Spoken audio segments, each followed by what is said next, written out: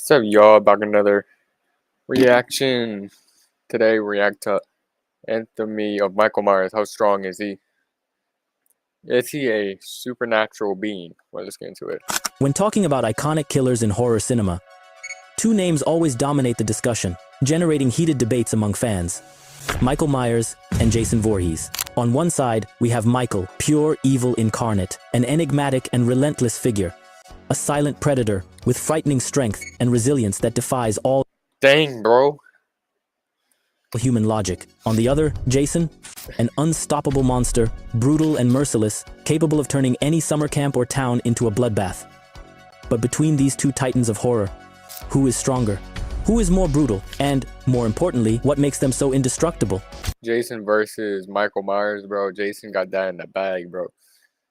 Today, we're going to dive deep into the anatomy of Michael Myers to try to unravel the mysteries surrounding him and understand what makes him a truly indestructible killing machine. How does he survive so many injuries that would inevitably be fatal to any human being? What explains his superhuman strength? And what's the secret behind his almost immortal resilience? Before we begin this dark journey, I already want to know your opinion. Between Michael Myers and Jason Voorhees, who do you think would emerge victorious in a direct confrontation? Leave your theory in the comments and let's get to the detailed analysis. Michael Myers, a name that instantly sends chills down your spine, evoking images of pure and unwavering terror. In 1978, horror master John Carpenter introduced the world to a new type of evil with his film Halloween, revolutionizing the genre and establishing the foundation. See the Chucky, Five Nights at Freddy's, Friday the 13th, Scream 3, Halloween, Resurrection, Texas Chainsaw Massacre. Of what we now know as slasher. At the center of this cinematic masterpiece was a villain who would transcend generations, a figure who would become synonymous with pure, unexplainable evil. Michael Myers isn't just his expressionless white mask that terrifies, but an entire set of physical, psychological, and possibly supernatural characteristics that make him a fascinating and terrifying enigma. Today, we're going to explore deeply the anatomy of Michael Myers, unraveling the mysteries behind this icon of terror that continues to haunt our nightmares almost 5 decades later, proving that evil never really dies. Before we dive into this macabre universe, we ask that you support us with a subscription to the channel. It's a small gesture that helps us tremendously to continue bringing quality content about the horror universe. Okay, get into it. Now, let's enter the mind and body of one of the most lethal and enigmatic killers in cinema history, trying to understand what drives him. The mental condition of Michael Myers is an abyss of darkness. But why it's so hot in my room? Take my hat off.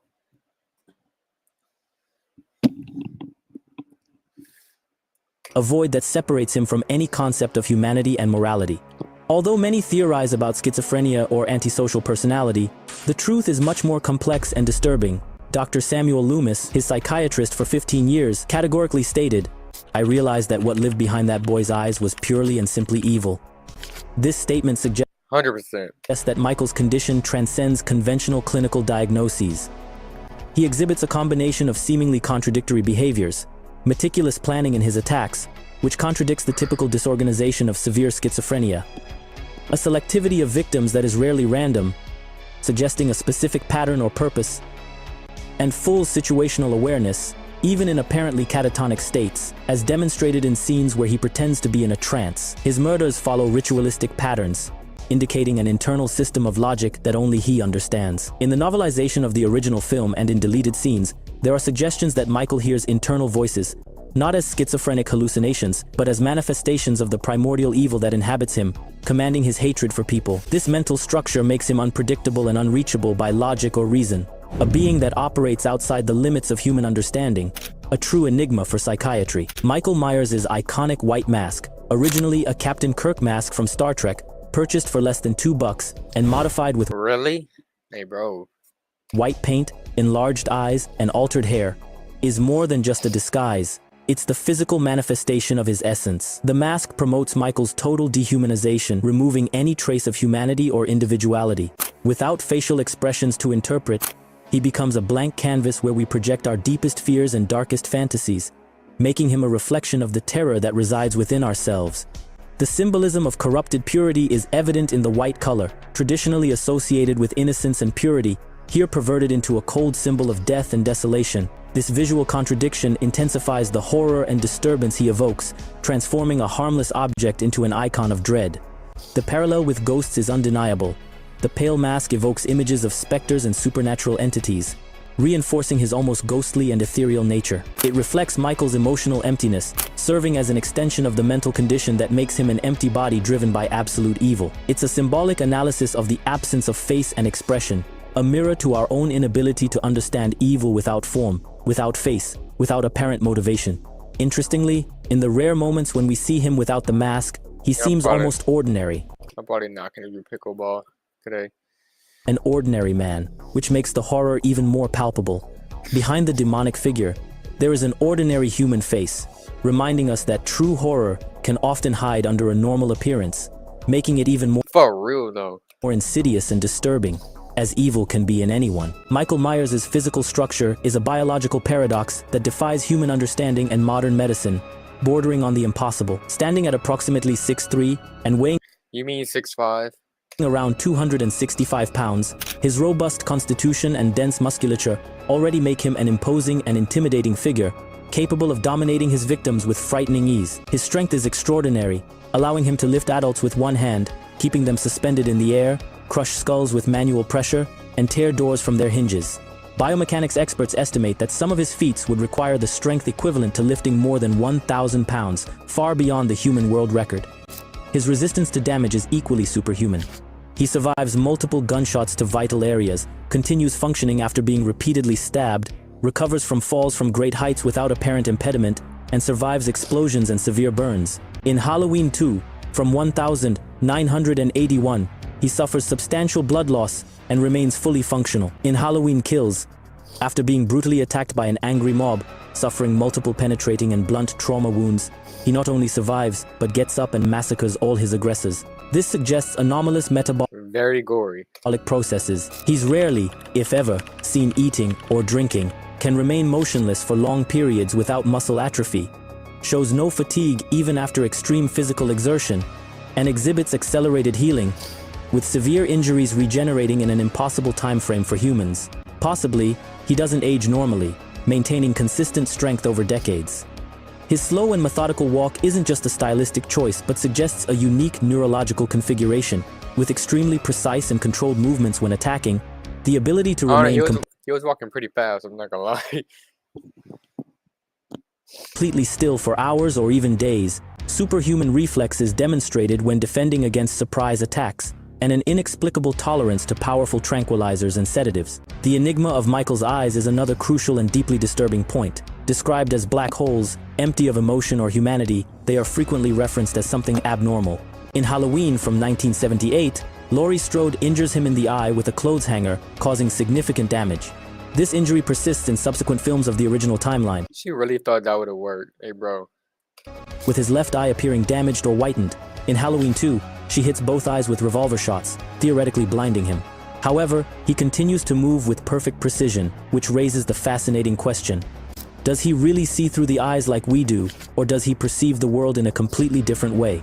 Some theorists suggest that he can sense his victims through a supernatural connection, explaining his ability to find Laurie decade after decade, regardless of where she hides. This altered perception adds a layer of terror, as he is not limited by common human senses. A frequently misunderstood aspect of Michael is his relationship with sexuality and reproduction. Unlike other slasher killers, his motivation does not seem to have explicit sexual elements.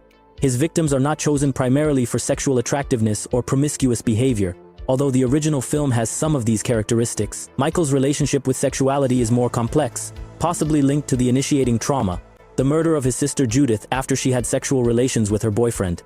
This event seems to have created in Michael a fixation on the punishment of intimacy, not necessarily motivated by repressed desire. The controversial timeline of Halloween 6, The Curse of Michael Myers, suggests that Michael was forced to impregnate his niece Jamie Lloyd as part of a cult ritual. This plotline was widely rejected by fans and critics, and subsequently removed from the franchise's official canon as being incompatible with the established nature of the character. Rob Zombie's version explored Michael's This is my favorite Halloween so far. I mean Halloween Kills and yeah, but Rob Zombie one I like because it starts from when Michael was a kid. distorted sexuality more directly, but even in that interpretation, his homicidal impulses are not primarily motivated by sexual desire, but by a deeply rooted hatred and a distorted view of the world. Despite his relentless brutality, there are rare glimpses of something that could be interpreted as consciousness or even a remnant of humanity. The most notable is in Halloween 5, when, faced with his niece Jamie, he removes the mask and seems to shed a single tear. This moment is intensely debated among fans. Would it be a brief flash of his lost humanity, a remnant of family connection, or simply a form of manipulation to deceive his victim? This ambiguity adds another layer of complexity to the character, suggesting that, somewhere deep down, there may be an internal conflict, or perhaps it is just another proof of his predatory intelligence and capacity for dissimulation. Another point is his apparent inability to kill babies or young children, as seen That is messed up, bro.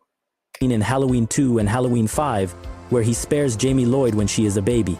This raises the question of whether there is a limit to his evil, or if his internal programming prevents him from hurting the most innocent, perhaps through a distorted memory of his own childhood. The most prominent explanation for Michael's immortality and compulsion comes from the Curse of Thorn, introduced in Halloween 6.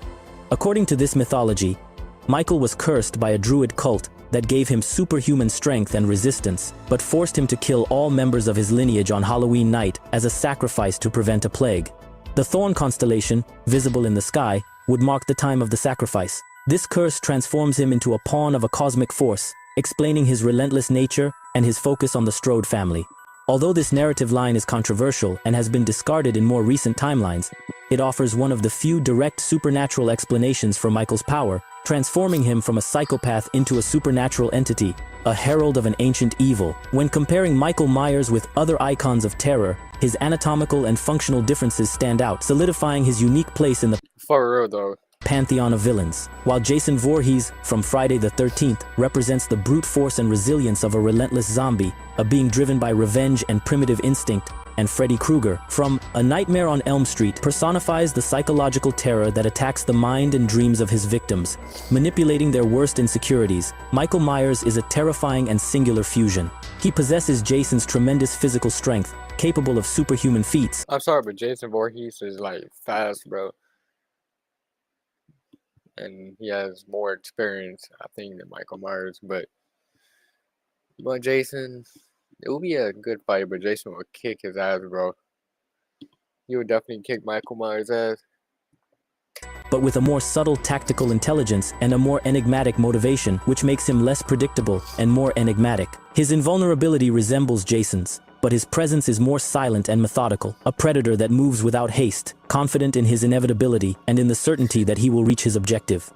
Unlike Freddy, who feeds on the fear and psyche of his victims, Michael seems to be the very incarnation of evil, a void that consumes without need for emotional interaction or psychological manipulation, acting by a pure and inexplicable impulse. He is the personification of primordial evil, a force of nature that cannot be negotiated, understood, or contained, only feared in its purest and most relentless form. This distinction makes him a more visceral and existential terror, as he does not seek revenge or pleasure, but only the manifestation of evil in its rawest and unwavering form, an evil that simply is. The confrontation between medical and spiritual explanations is central to understanding the true nature of Michael Myers, and it is where much of his mystery and terror resides. Science tries to categorize him as an extreme psychopath with brain anomalies and insensitivity to pain, seeking rational explanations and clinical diagnoses for his aberrant behavior. However, the persistence of his survival of mortal injuries and the inexplicable nature of his actions, which defy any biological or psychological logic, lead to the hypothesis of the human body being merely a host for evil. This theory suggests that Michael Myers is not just a man, but a receptacle for an ancient evil force, which Sounds about right. I think, anyways. animates him and makes him indestructible. Michael's empty gaze, often described as black holes devoid of emotion or humanity, is not just a symptom of his psychological condition, but, for many, it is a sign of profound dissociation between body and soul. This suggests that what we see is just a physical shell for something much older, malevolent, and supernatural, an entity that inhabits his body and commands it. His ability to find Laurie Strode, regardless of where she hides, over decades and through different timelines, suggests a supernatural connection that transcends normal human perception, a mystical bond that guides him in his incessant and relentless hunt. This duality between the explainable and the inexplicable is what maintains the mystery and terror around Michael Myers, making him a figure that defies reason and understanding, a true enigma for humanity. Michael Myers exists in an enigmatic zone, a thin and disturbing border between human and monster, natural and supernatural. He is simultaneously a psychopath and a demonic entity, a relentless physical predator and the symbolic manifestation of evil in its purest and unalterable form. It is this fundamental ambiguity that makes him so persistently terrifying and an enduring icon of horror, capable of haunting the collective imagination for generations. We cannot fully comprehend him, and it is this incomprehension that prevents us from predicting his movements or completely neutralizing the threat he represents. As Dr. Loomis said, with a dark and prophetic wisdom, I realized that what was living behind that boy's eyes was purely and simply evil. For sure, bro. Michael Myers is evil as, like, bruh. And perhaps that is the true anatomy of Michael Myers, not just a human body modified by supernatural forces, but the very essence of primordial evil taking human form to walk among us, a herald of darkness, a messenger of chaos. Michael Myers is what remains when the body continues alive, but the soul has been dead for a long time. He is the personification of evil that refuses to die, a constant reminder of the darkness that can inhabit the human heart, or perhaps something much older and cosmic. What's your theory about Michael Myers? Do you believe he is simply a psychopath with extraordinary resistance, or something more supernatural, an indomitable force of evil that All of it. All of it. Like, all of it, bro. transcends human understanding? Leave your opinion in the comments, and don't forget to subscribe for more in-depth analyses of the greatest icons of terror. Until the next video, and remember, lock your doors this Halloween, because evil may be closer than you think, and it won't stop until it finds you, no matter where you hide. Well, that was the reaction. See you on the next one. I took my hat off because it started getting hot in my room.